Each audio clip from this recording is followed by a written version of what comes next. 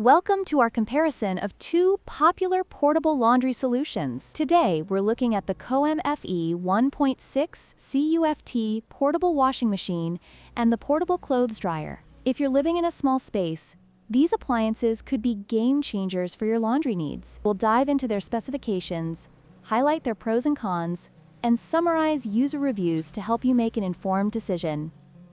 Let's get started.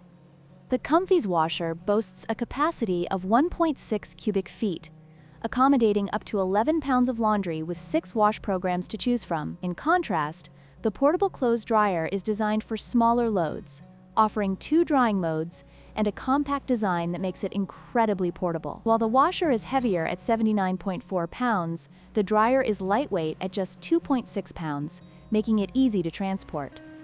The COMFEE's washer is praised for its multiple wash programs and quiet operation, but some users report minor water leakage issues. On the other hand, the portable clothes dryer is appreciated for its portability and quick drying time, although there are concerns regarding safety, with some users reporting malfunctions. It's important to weigh these pros and cons when making your decision.